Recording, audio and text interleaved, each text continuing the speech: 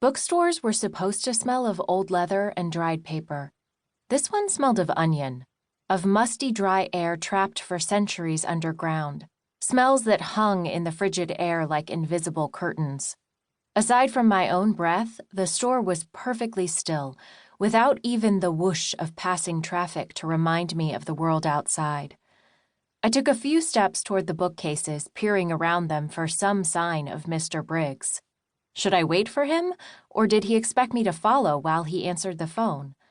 I'd had exactly 3 job interviews in my life, not counting the one that had gotten me the job at McDonald's the summer I was 16, and I had no idea what the protocol was. My shoes, sensible pumps, tapped quietly across the cracked yellow linoleum spangled with silver stars that time had worn to gray blisters. Still no sign of life. I straightened my skirt and took a seat on the folding chair next to the door. I stifled a shriek when my bare legs brushed the freezing metal. The chair wobbled when I shifted my weight, and I held still, afraid it might dump me off. I really didn't want to touch the floor. It wobbled again, and I shot to my feet. Maybe standing was the better option. The wooden counter to my left was curved plywood stained walnut dark, topped with a sheet of glass cracked like the linoleum. A stack of remaindered pop psychology books declaring I could master my potential weighed it down at one end, and the antique cash register took up the other. It looked more like an art piece than anything functional, with brass filigree decorating its sides and back, and a Victorian valentine complete with lace appliqued to the top.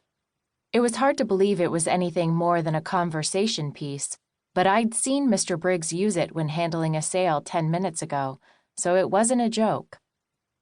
It had been a surprise when someone actually bought a book.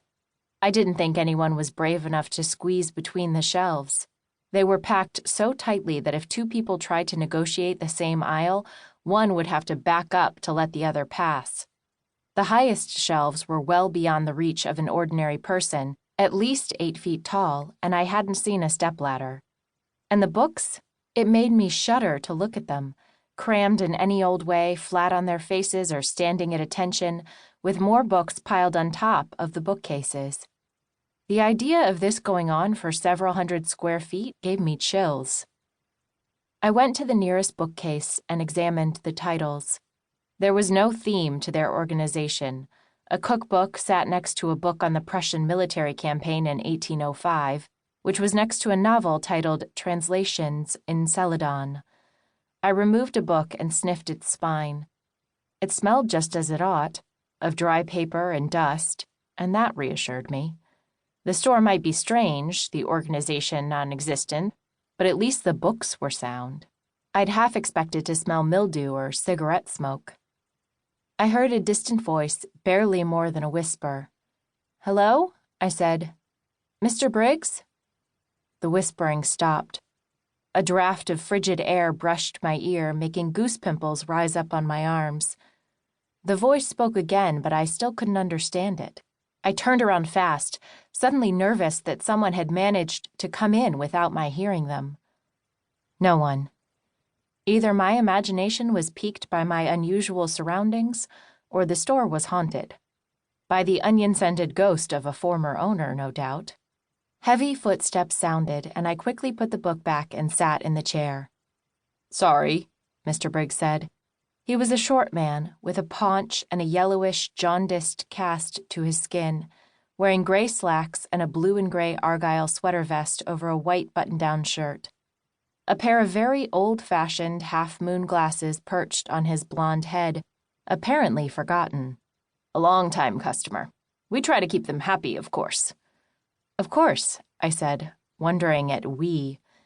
Mr. Briggs, as far as I could tell, ran the shop alone. It was why I was there. "Do you do a lot of business online?"